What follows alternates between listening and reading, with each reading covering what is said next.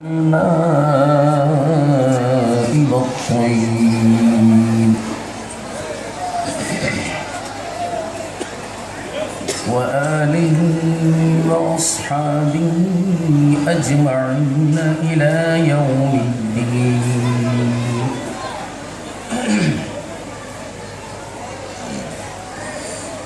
أما بعد فقد قال الله تبارك وتعالى في القرآن المجيد: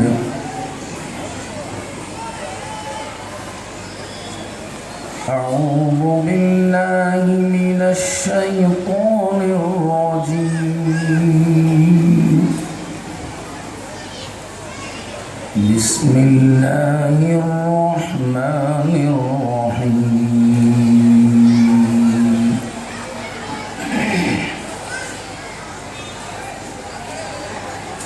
قل لا أسألكم عليه أجرا إلا المودة في القربى. صدق الله العظيم. وبلغنا رسوله النبي الكريم، ونحن على ذلك ما قال ربنا لمن الشاهدين والشاكرين،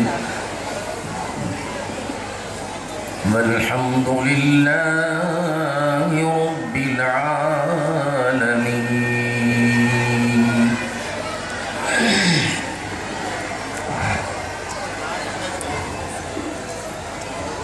کونین میں بلند ہے رتبہ حسین کا، کونین میں بلند ہے رتبہ حسین کا، فرش زمین سے عرش تک شہرا حسین کا. بے مثل ہے جہاں میں کنبہ حسین کا، سلطان دو جہاں ہے لالا حسین کا.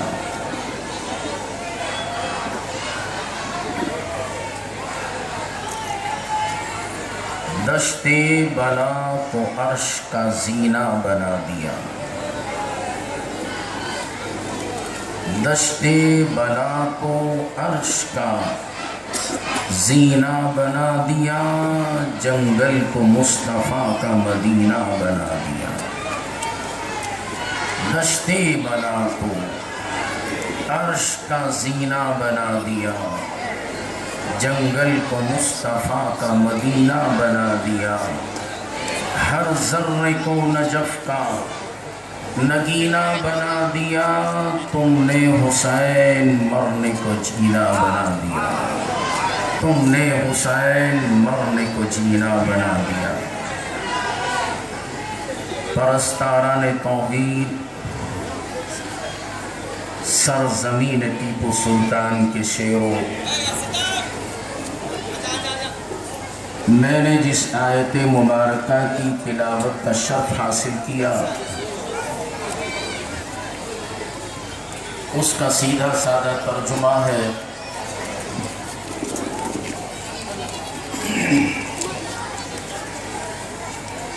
قل لا أسألكم عليه أجرا.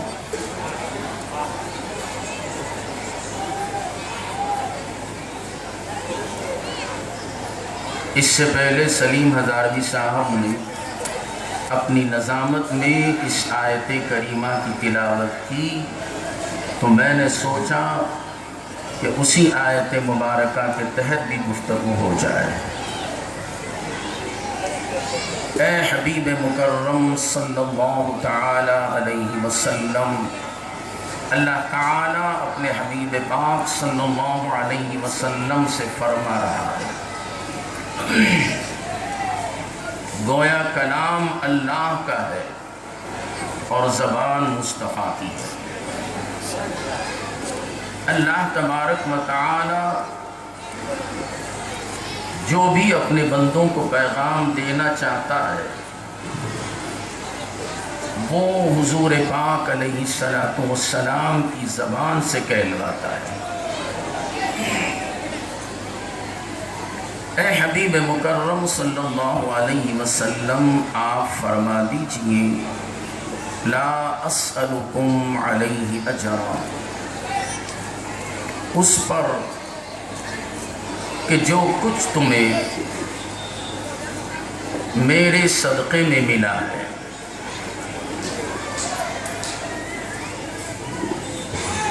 میں اس پر تم سے کوئی اجرت نہیں مانگتا۔ مطلب یہ، اے میرے امتیوں، یہاں امتیوں سے خطاب۔ امتی کون؟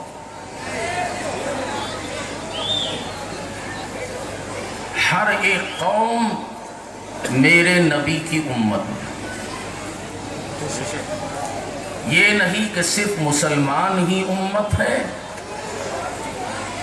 عیسائی، یہودی، نصرانی یہ امت نہیں ہے، سب امت میں شامل ہے۔ تو ہر ایک سے خطاب، کلمہ پڑھنے والا بھی، غیر کلمہ پڑھنے والا بھی امتی۔ اور ہم کون؟ ہم کلمہ بھی پڑھتے ہیں، نبی کو مانتے بھی ہیں، اہل نبوت کا احترام بھی کرتے ہیں، سب امتی ہوئے۔ تو ہم کون ہیں؟ تو ہم اطرتی ہیں۔ وہ نہیں ماننے والا امتی، ماننے والے اطرتی۔ ہم اطرت والے، مگر خطاب امتیوں سے ہو رہا ہے۔ اے میرے امتیوں، میرے صدقے میں تمہیں جان ملی، مال ملا، اولاد ملی، میرے صدقے میں تمہیں قرآن ملا، رمضان ملا، رحمان ملا، جو کچھ ملا وہ میرے صدقے میں ملا۔ اس لیے میں تم سے اس کا کوئی بدلہ، کوئی معاوضہ، کوئی قیمت، کوئی اجرت طلب نہیں کرتا۔ میں تم سے مانگنے کے لیے نہیں آیا، بلکہ میں تمہیں دینے کے لیے آیا ہوں۔ امام اہل سنت فرماتے ہیں خالق کل نے آپ کو مالک کل بنا دیا۔ خالق کل نے آپ کو مالک کل بنا دیا، دونوں جہاں ہے آپ کے قبضہ و اختیار میں۔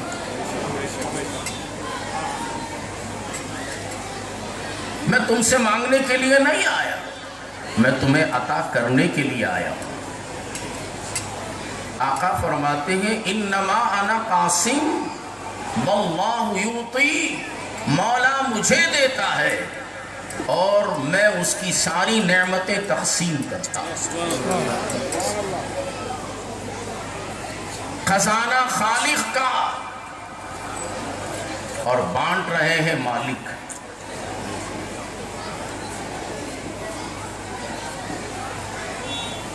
جنت کو پیدا کرنے والا خالق، مگر جنت کے مالک مصطفیٰ۔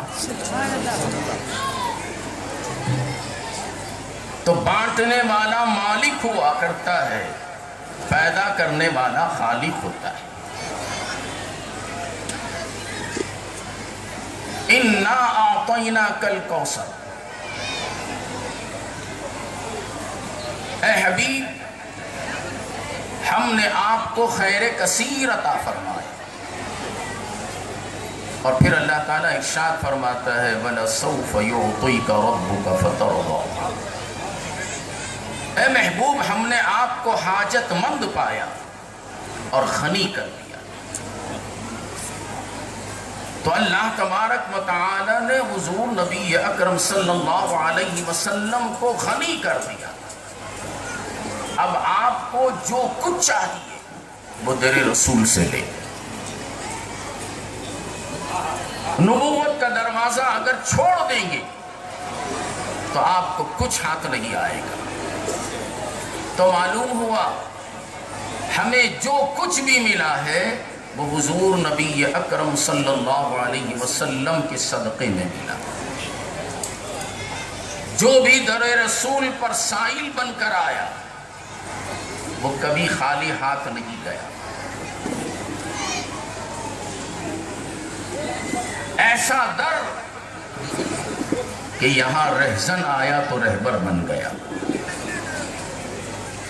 شقی آیا تو سعید بن گیا، ابو بکر آیا تو صدیق بن گیا، عمر آیا تو فاروق بن گیا، عثمان آیا تو غنی بن گیا، علی آیا تو حیدر کرار بن گیا، حبشی آیا تو قریشیوں کا سردار بن گیا۔ یہ وہ دربار ہے در کریم سے قطرہ کسی نے مانگا، در کریم سے قطرہ کسی نے مانگا، دریا بہا دیے ہیں دربے بہا دیے ہیں، دریا بہا دیے ہیں دربے بہا دیے ہیں، قل لا اسألکم علیہ اجرا، میرے صدقے میں تمہیں سب کچھ ملا ہے، میں اس کا بدلہ تم سے نہیں مانگتا، اس کی قیمت تم سے طلب نہیں کرتا، الا المودۃ فی القربى، بس اتنا مانگتا ہوں کہ تم میرے اہل بیت سے محبت کرو۔ علی مرتضیٰ کرم اللہ تعالی وجہ الکریم سے محبت کرو۔ میں ذرا مضمون سے الگ گفتگو کروں۔ علی کون؟ کون علی؟ علی کا مقام اور علی کا مرتبہ کیا ہے؟ اشارہ کرتا ہوا چلو، آخری حج رسول پاک صلی اللہ تعالی علیہ وسلم نے 1.25 لاکھ صحابہ کے ساتھ ادا کیا۔ حج کے بعد جب مدینہ منورہ کی طرف رخ تھا اور مکے سے مدینے کی طرف سفر کر رہے تھے، ایک مقام پر رحمت دو عالم صلی اللہ تعالی علیہ وسلم نے صحابہ سے کہا کہ یہاں قیام کرو۔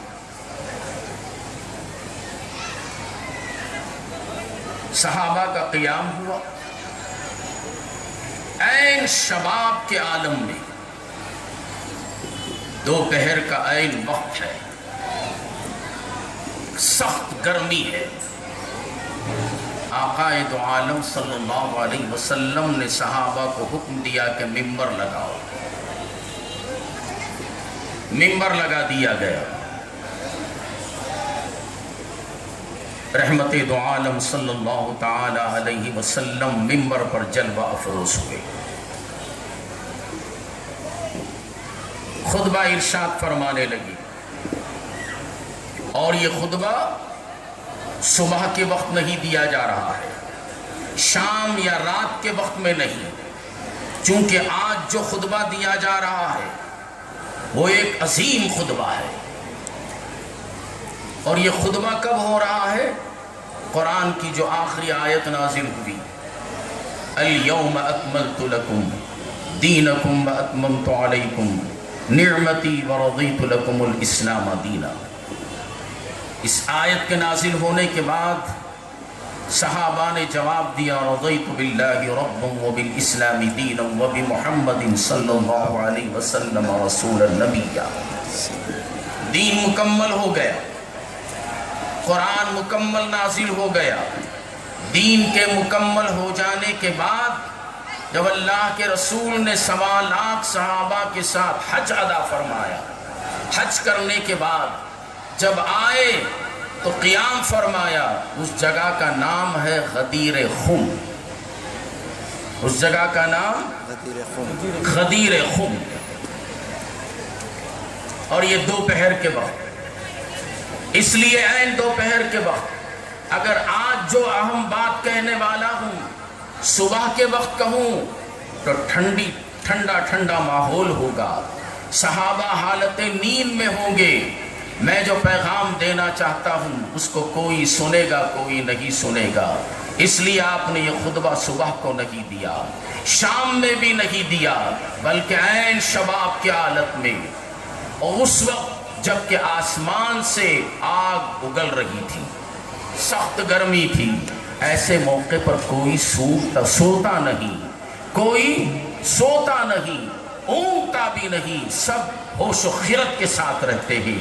ایسے وقت میں رحمت دو عالم صلی اللہ علیہ وسلم نے غدیر خم میں خطبہ ارشاد فرمایا، حمد و ثنا کے بعد اللہ کے رسول نے صحابہ سے دریافت فرمایا، من انا، بتاؤ میں کون ہوں؟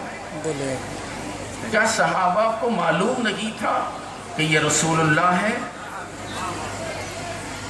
جبکہ دین مکمل ہو چکا ہے، اس سے کافروں کے مجمعے میں اگر پوچھتے تو بات درست تھی، چونکہ یہ لوگ مجھے نہیں جانتے، اس لیے میں ان سے پوچھ رہا ہوں، من انا، میں کون ہوں؟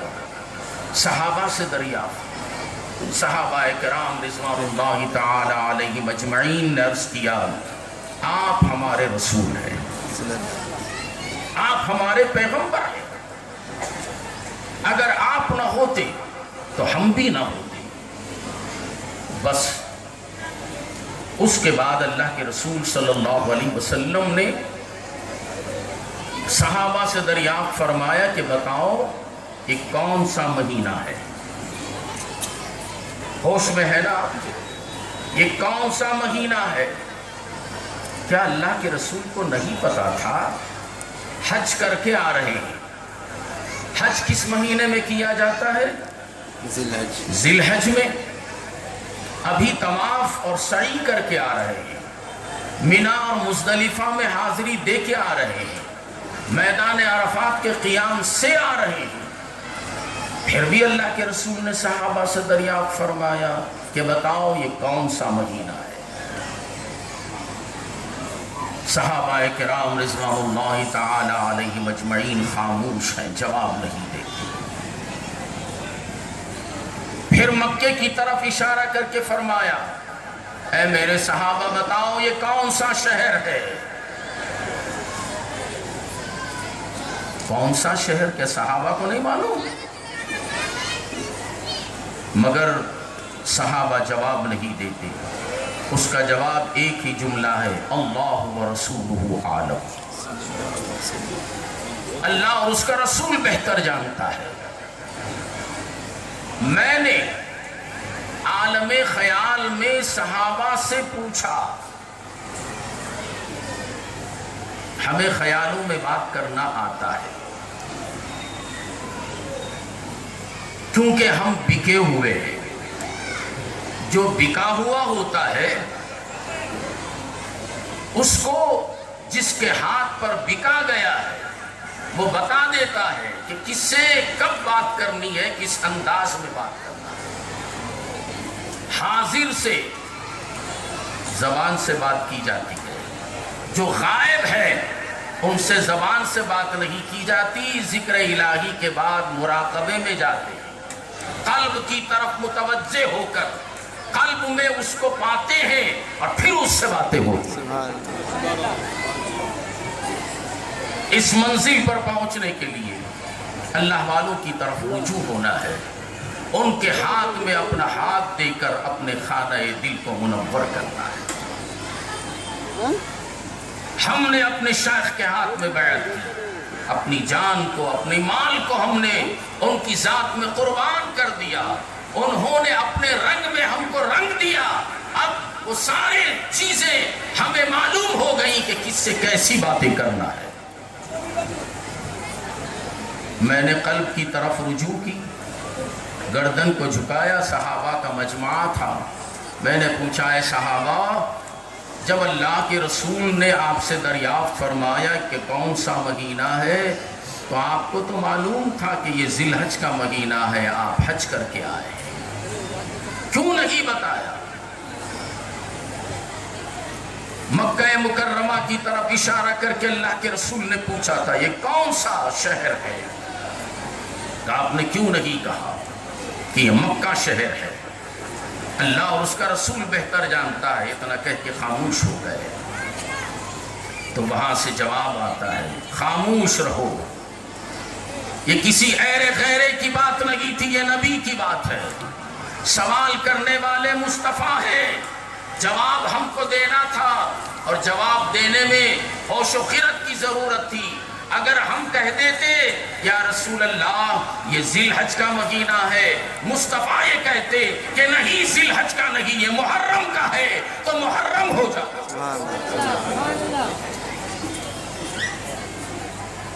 مکے کی طرف اشارہ کر کے پوچھا، یہ کون سا شہر ہے؟ اگر ہم کہتے یا رسول اللہ یہ مکہ شہر ہے، اگر اللہ کے رسول کہہ دیتے یہ مکہ نہیں مدینہ ہے، تو مکہ صبح قیامت تک کے لیے مدینہ ہو جاتا۔ چونکہ یہ زبان مصطفیٰ ہے، چونکہ اللہ کے رسول کو اختیار ہے، اللہ کے رسول صلی اللہ علیہ وسلم مالک ہے، مدینے کو مکہ بنا دے یا مکے کو مدینہ بنا دے، یہ مصطفیٰ کا اختیار ہے۔ جب سارے صحابہ کو دیکھا اللہ کے رسول نے، یہ میری بات کو ہوش و خرد کے ساتھ سن رہے ہیں، اس کے بعد اللہ کے رسول صلی اللہ علیہ وسلم نے منبر پر کھڑے ہو کر، قریب میں علی کھڑے ہوئے تھے، منبر پر مصطفیٰ ہے، علی کھڑے ہوئے تھے، علی کی طرف دیکھا اور علی کا ہاتھ پکڑا،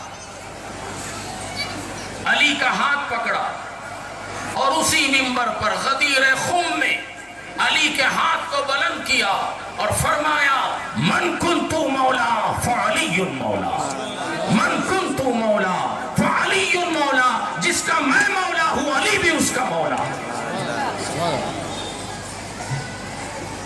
خدا مصطفیٰ کا مولا، اور مصطفیٰ ساری امت کے مولا، جس کے مولا میرے مصطفیٰ ہے، علی بھی اس کے مولا۔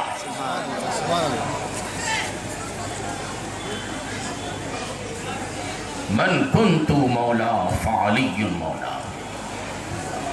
بات صحابہ نے مان لی، سارے کے سارے صحابہ نے کہا، علی ہمارے مولا، علی ہمارے مولا، علی ہمارے مولا، خطبہ ختم ہو گیا۔ اب غدیر قم سے مدینے کی طرف، اور فرمائیے کون علی؟ وہ علی جس کو مصطفیٰ نے مولا بنایا۔ خدا کہہ رہا ہے اپنے رسول کی زبان سے، علی کی تعظیم و توقیر کرو، علی کا احترام کرو، خاتون جنت شہزادی پیمبر فاطمۃ الزہرا سلام اللہ تعالی علیہا کی تعظیم کرو، حسنین کریمین کا ادب کرو، ان کا ادب و احترام کا بدلہ، اس کا صلہ، اے ماننے والو تمہیں یہ ملے گا۔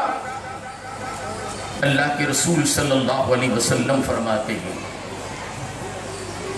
تفسیر کشاف سے نقل کر کے حضرت امام فخر الدین رازی رحمت اللہ تعالی علیہ تفسیر کبیر میں اس حدیث کو نقل فرماتے ہیں، فرمایا،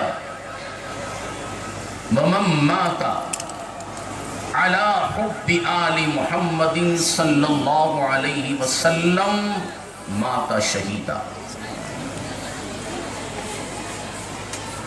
جو شخص اہل بیت کی محبت میں مرا وہ شہید کی موت مرا۔ دو مقرروں سے آپ نے واقعات سنے، اختصار کے ساتھ۔ میں واقعات کربلا کی طرف نہیں جاتا، محبت اہل بیت کا ذکر کروں، چونکہ سلیم ہزاروی صاحب نے اپنے خطبے میں اس آیت کو پڑھا، وہیں سے میرا ذہن بنا۔ ہم کوئی پہلے سے مضمون تیار کر کے واقعات دیکھ کر کتابیں چاٹ کے نہیں آتے، ہم لکیر کے فقیر نہیں ہیں، ہم لکیر کے فقیر نہیں ہیں، ہم آنکھوں سے پیتے ہیں، جو پیتے ہیں وہی بولتے ہیں۔ یہ پینے پلانے والی بات ہے، عشق اور محبت کی باتیں کتابوں سے نہیں ہوتی، نہ کتابوں سے، نہ کالج سے، نظر سے پیدا، دین ہوتا ہے بزرگوں کی نظر سے پیدا۔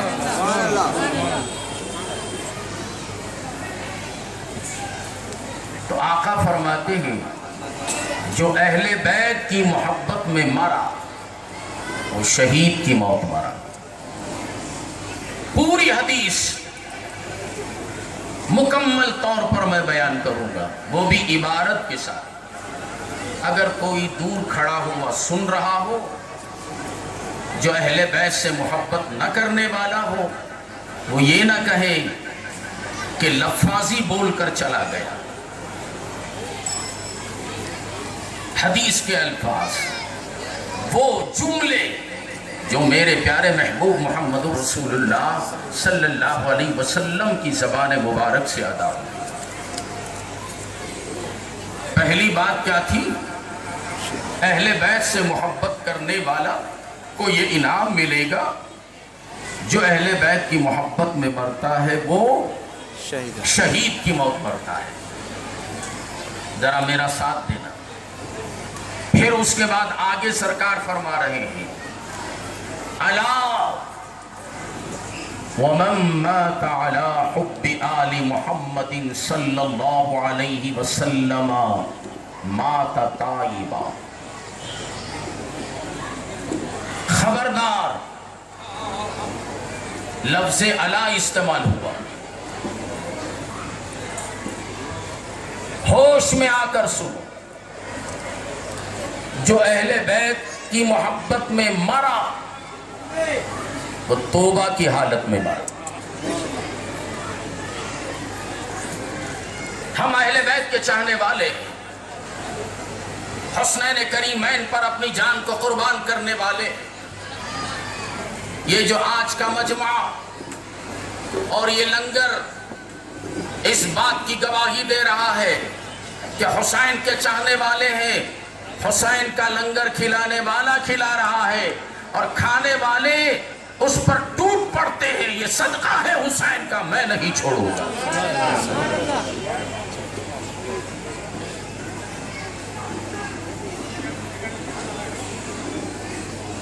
اور نماز نہیں پڑھتا، روزہ نہیں رکھتا، مگر عاشق ہے، اہل بیت کا چاہنے والا ہے، مگر یہ محبت اہل بیت اس کو چھوڑے گی نہیں۔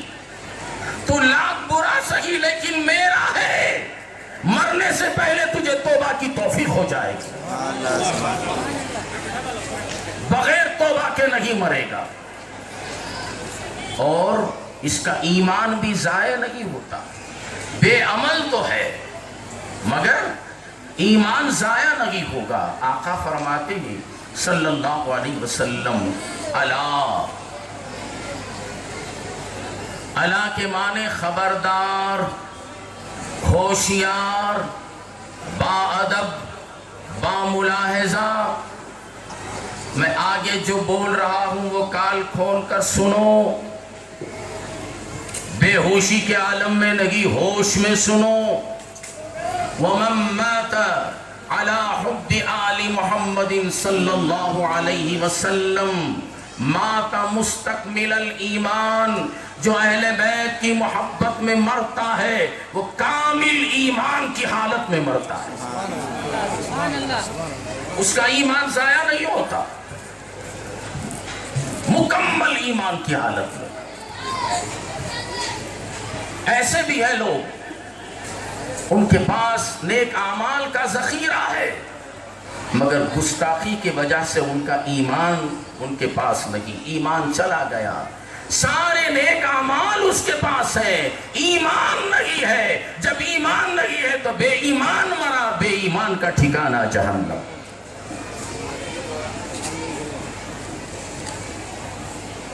تو اہل بیت سے محبت کرنے والے کا ایمان ضائع نہیں ہوتا بلکہ وہ کامل ایمان کی حالت میں اس دنیا سے رخصت ہوتا ہے۔ اور پھر آگے رحمت دو عالم صلی اللہ علیہ وسلم فرماتے ہیں الا ومن مات على حب آل محمد صلی اللہ علیہ وسلم بشرہ ملک الموت بالجنہ ثم منکر ونکیر، خبردار ہو کر سنو، جو اہل بیت کی محبت میں مرتا ہے جب اس کو نزا کا عالم آتا ہے، ملک الموت اس کی روح نکالنے کے لیے اس کے پاس آتے ہیں، وہ روح نکالنے والا فرشتہ ملک الموت اور منکر نکیر تینوں کے تینوں ساتھ آ کر اس روح نکالنے والے کو جنت کی بشارت دیتے ہیں، گھبرانے کی ضرورت نہیں ہے، تیری روح جب نکلے گی تو تجھے سیدھا جنت میں بھیج دیا جائے گا۔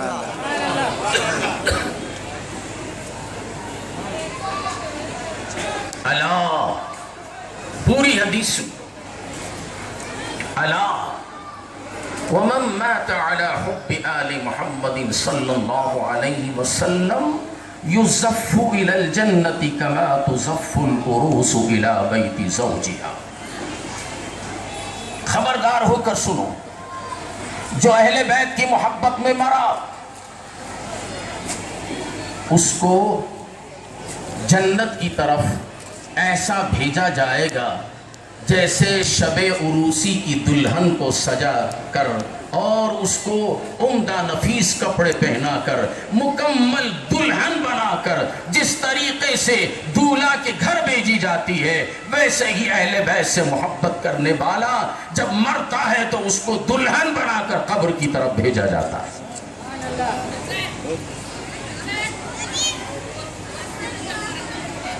الا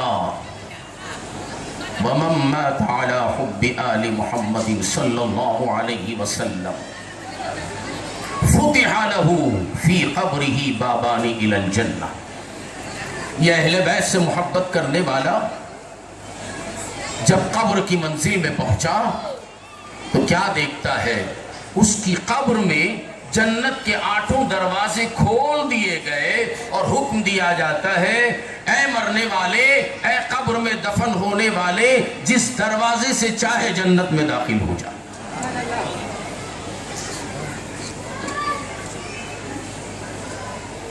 اس حدیث کو بڑے غور سے سننا، الا ومن مات على حب آل محمد صلی اللہ علیہ وسلم جعل اللہ قبرہ مزار ملائکۃ الرحمہ۔ آج ہر گھر میں، پہلے ایک گھر میں ایک فرقہ ہوتا تھا، آج ہر گھر میں 2-3 فرقے ہیں، بیٹا سنی ہے، باپ وہابی ہے، بیٹیاں اہل حدیث ہو گئیں، باپ سنی، بیٹا تبلیغی، بیٹیاں اہل حدیث، بیوی کا بھی عقیدہ۔ اب یہ مر گیا، کون؟ سنی مر گیا جو خوش عقیدہ تھا، اہل بیت کا چاہنے والا تھا، اب اس کے جتنے وارثین ہیں سب بد عقیدہ، بیچارے کو غسل دینے کے بعد نماز جنازہ پڑھتے ہیں، فاتحہ نہیں دلاتے، حالانکہ وہ فاتحہ والا تھا، اس کی قبر پر پھول نہیں ڈالتے، حالانکہ وہ پھول سے عقیدت رکھتا تھا، فاتحہ درود کو مانتا تھا، مر گیا، بچوں نے بغیر فاتحہ کے بغیر درود کے لے گئے، اس کو قبر میں دفن کر دیا، یہ سمجھ کر دفن کر دیا کہ مر گیا مردود، فاتحہ نہ درود۔ آ گئے، ان کا کوئی رشتہ دار آیا، ارے یہ تو میرے عقیدے کے تھے، تمہارے ابا فاتحہ کو مانتے تھے، اللہ والوں کی درگاہ پہ جاتے تھے، اہل بیت اطہار سے محبت کرتے تھے، میں ان کی قبر پہ پھول ڈالتا ہوں، وہاں جھگڑا، ہمارے باپ تھے، ہم جو چاہے وہ کریں گے، تم کون ہو؟ تمہارے سالے ہوں گے نا، مگر باپ کے رشتے سے بڑا نہیں۔ اس قسم کے جھگڑے ہوتے ہیں۔ دفن کر کے آنے کے بعد کبھی اس کی قبر پہ نہیں جاتے، بیچارے کو چھوڑو۔ ایسے لوگوں کے لیے میرے آقا بشارت دے رہے ہیں، الا ومن مات على حب آل محمد صلی اللہ علیہ وسلم جعل اللہ قبرہ مزار ملائکۃ الرحمہ۔ خبردار، کان کھول کر سنو اے اہل بیت کے چاہنے والو، جب تم مر جاؤ گے تمہاری قبر بنا دی جائے گی، تو اب دنیا والے تمہاری قبر کی زیارت کے لیے آئے نہ آئے اس کی کوئی پرواہ نہیں ہے، رحمت کے فرشتے تمہاری قبر کی زیارت کے لیے آتے ہیں۔ تفسیر کبیر اٹھاؤ، اور جب بھی کوئی تفسیر ہو یا حدیث ہو پڑھو تو کولنگ گلاس لگا کے مت پڑھنا، سفید اور وائٹ گلاس لگا کے پڑھنا۔ کولنگ گلاس لگا کے دیکھو گے تو صحیح حرف نظر نہیں آتے، کالا ہے تو ہرا نظر آتا ہے، گلاس اگر لال ہے تو حرف سفید ہے تو تمہیں لال نظر آتا ہے، وائٹ گلاس لگا کے پڑھو، حقیقت نظر آتی ہے۔ تو عداوت کا چشمہ اتارو، محبت کا چشمہ پہن کر حدیث کو پڑھو، بات سمجھ میں آتی ہے۔ آج ناسمجھی کی وجہ ہی سے یہ فساد ہو رہا ہے۔ تو اہل بیت سے محبت کرو تو تمہاری قبر کی زیارت کے لیے رحمت کے فرشتے آتے۔ اور حدیث کا ایک ٹکڑا، ایک جملہ اور سنو، الا ومن مات على حب آل محمد صلی اللہ علیہ وسلم مات على السنت والجماعت۔ جو اہل بیت کی محبت میں مرتا ہے وہ اہل سنت والجماعت پر قائم رہ کے مرتا ہے۔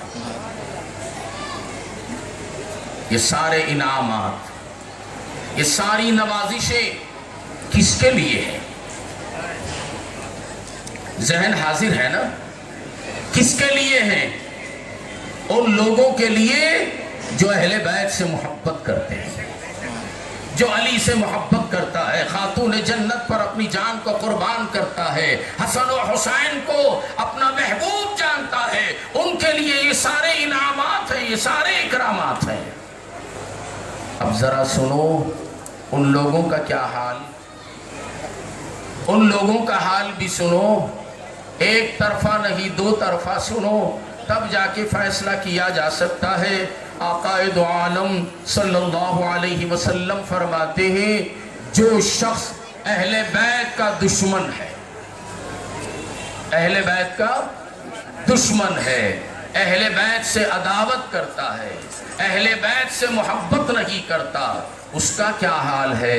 آقا دو عالم مدنی تاجدار محمد الرسول اللہ صلی اللہ تعالی علیہ وسلم فرماتے ہیں، وَمَن مَّاتَ عَلَى بُغْضِ آلِ مُحَمَّدٍ صلی اللہ علیہ وسلم مَاتَ کافرا۔ جو اہل بیت سے بغض و عناد رکھتا ہوا مرتا ہے وہ کافر کی موت مرتا ہے۔ دشمنان اہل بیت کی موت کیسی ہوتی ہے؟ منڈی ہلانے سے کیا فائدہ، زبان سے بولو تو آج جو ملائکہ اس جشن میں آئے ہیں وہ تمہاری اس بات پہ گواہ ہو جاتے ہیں۔ منڈی ہلانے سے کیا ہوتا ہے؟ بس ورنہ منڈی ہلا ہے، بیلان سے بھی بدتر۔ یہ عشق اور محبت والوں کا طریقہ نہیں ہے۔ عشق والے جب اپنے محبوب کی بات بولتے ہیں وہ اپنے آپ کو بھول جاتا ہے، ان کی محبت میں قربان ہوتا ہے۔ نعرہ تکبیر! نعرہ تکبیر! نعرہ رسالت! نعرہ رسالت! نعرہ حیدری! حیدری! حسینیت! حسینیت! زندہ یزیدیت! تو معلوم ہوا اہل بیت اطہار سے محبت کرنے کے یہ انعامات، اور بغض رکھنے والے کو یہ انعام کیا؟ وَمَن مَاتَ عَلَى بُغْضِ آلِ مُحَمَّدٍ صلی اللہ علیہ وسلم مَاتَ کافرا۔ اہل بیت سے دشمنی کرنے والا، ان سے بغض و عناد رکھنے والا کافر کی موت مرتا ہے۔ آگے سنو، آقا فرماتے ہیں وَمَن مَاتَ عَلَى بُغْضِ آلِ مُحَمَّدٍ صلی اللہ علیہ وسلم مکتوباً بین عینیہ آئس من رحمت اللہ، جو اہل بیت سے بغض و عناد رکھتا ہوا مرتا ہے، اس کے دونوں آنکھوں کے درمیان میں یہ لکھا ہوا ہوتا ہے کہ یہ اللہ کی رحمت سے نا امید، اللہ کی رحمت کبھی اس کے ساتھ نہیں ہے، یہ رحمت ہی نہیں ہے، یہ کیا ہے؟ یہ جہنمی ہے۔ اہل بیت سے بغض و عناد رکھنے والا جہنمی، اہل بیت سے محبت کرنے والا جنتی۔ اور پھر سرکار دو عالم صلی اللہ علیہ وسلم فرماتے ہیں جو اہل بیت سے محبت کرتا ہوا مرا، پروردگار عالم اس کی قبر کو جنت کے عطر و گلاب سے معطر کر دیتا ہے، اور جو اہل بیت اطہار کی محبت سے بغض و عناد رکھتا ہے وہ جنت کی اس خوشبو سے محروم ہے۔ یہ مقام، یہ مرتبہ اہل بیت سے چاہنے والوں کا ہے۔ کیا مقام اہل بیت کا؟ اللہ اکبر، بے اجازت، جن کے گھر جبریل بھی آتے نہیں، بے اجازت جن کے گھر جبریل بھی آتے نہیں، قدر والے جانتے ہیں قدر و شان اہل بیت۔ اہل بیت پاک سے گستاخیاں بے باکیاں، اہل بیت پاک سے گستاخیاں بے باکیاں، لعنت اللہ علیکم دشمنان اہل بیت، بے ادب گستاخ فرقہ کو سنا دے اے حسن، یوں کہا کرتے ہیں سنی داستان اہل بیت۔ اب ان لوگوں کو سوچنا چاہیے جو یہ کہتے ہیں اور اپنی کتابوں میں لکھتے ہیں کہ نعوذ باللہ من ذالک یزید امیر المومنین تھا اور حسین باغی تھے، ان کو سوچنا چاہیے کہ ان کا ٹھکانہ کہاں ہے۔ آج بھی توبہ کا دروازہ کھلا ہوا ہے، اہل بیت کی چوکھٹ کے گداگر بن جاؤ۔ یہی وہ گھر ہے جو سفینہ نجات ہے، یہی وہ گھر ہے جن کی طہارت اور پاکیزگی کا اعلان قرآن فرما رہا ہے، انما یرید اللہ لیذھب عنکم الرجس اہل البیت ویطہرکم تطہیرا۔ اے نبی کے گھر والو، یہ اہل بیت ہے، یہ طاہر و مطہر ہے، یہ پاک ہے، ان سے محبت کرو، یہ نبی کے گھر والے ہیں، ان کا احترام کرو۔ اگر تم ان کا احترام نہ کرو گے تو تباہ و برباد ہو جاؤ گے۔ کاش یزید اس آیت مطہرہ کو سن کر یا پڑھ کر عمل کر لیتا تو آج دنیا میں اتنا ذلیل نہ ہوتا، دنیا میں اتنا ذلیل نہ ہوتا۔ ارے وہ ذلیل تو ذلیل، اس کا نام بھی اتنا ذلت والا ہے کہ کوئی ماننے والا نہیں ماننے والا اہل بیت کو وہ بھی یزید کا نام رکھنے کو تیار ہے۔ آج ہر شخص اپنے بچے کا نام حسین محبت سے رکھتا ہے، ماننے والا بھی رکھتا ہے، نہیں ماننے والا بھی رکھتا ہے، مگر نہیں ماننے والے اسی محبت کے ساتھ یزید کا نام نہیں رکھتے۔ میں نے ایک شخص سے پوچھا، جب تجھے اتنی محبت ہے یزید سے، ایک مناظرے میں بات آئی کہ یزید کو آپ لوگ کیوں اتنا کچھ بولتے ہیں، جبکہ اللہ کے رسول صلی اللہ علیہ وسلم نے یہ فرمایا تھا کہ قسطنطنیہ کی جنگ میں اگر جو شریک ہو گیا وہ مومن ہے۔ ہاں، سرکار دو عالم صلی اللہ علیہ وسلم نے جو فرمایا وہ حق ہے، مگر جس وقت قسطنطنیہ کی پہلی جنگ ہوئی اس وقت امیر معاویہ نے یزید کو اس جنگ میں بھیجا تھا، یہ گھر سے نکلا تھا قسطنطنیہ کی جنگ میں شریک ہونے کے لیے، مگر جنگ کو گیا نہیں، لونڈیوں کے پاس چلا گیا، وہاں نہیں گیا، کہاں گیا؟ لونڈیوں کے پاس چلا گیا، شراب و کباب میں جا کے مصروف ہو گیا۔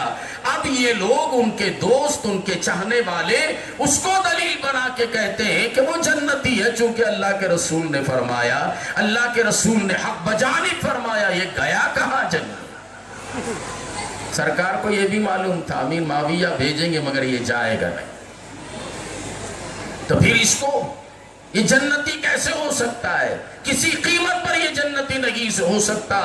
جو آپ نے پوری حدیث میری سنی، میں نے بتایا کہ اہل بیت کا چاہنے والا توبہ کی موت مرتا ہے، مکمل ایمان کی حالت میں مرتا ہے، اور جب وہ مرتا ہے تو ملائکہ ملک الموت اور منکر نکیر اس کو جنت کی بشارت دیتے ہیں۔ اس کو قبر کی طرف جب بھیجا جاتا ہے تو دلہن کی طرح بھیجا جاتا ہے، اس کی قبر میں جنت کے 8 دروازے کھول دیے جاتے ہیں، اس کی قبر کی زیارت کے لیے ملائکہ رحمت آتے ہیں۔ اس کا انعام یہ ہے کہ اللہ تبارک و تعالی اس کی قبر کو جنت کے عطر سے، جنت کی خوشبوؤں سے معطر بنا دیتا ہے، اور یہ انعامات ان کے لیے ہیں۔ یہ یزید کے لیے کہاں ہے؟ نہ یزید کے لیے ہے، نہ یزیدیوں کے لیے ہے۔ میں نے ان سے پوچھا، اگر ایسا ہی ہے تمہارے علم میں، اگر یزید جنتی ہے تو اگر تمہارا بیٹا یا پوتا پیدا ہو جائے تو اس کا نام یزید رکھنا۔ کیا کرنا؟ اس کا نام یزید رکھنا۔ پھر دیکھو تمہارے بیٹے یا پوتے کا حال کیا ہوگا۔ خدا نہ خواستہ اگر کنٹونمنٹ کی چوک سے نکلے گا تو ہر ایک لڑکا یہ کہہ کے پکارے گا، اے یزید، اے یزید، اے یزید۔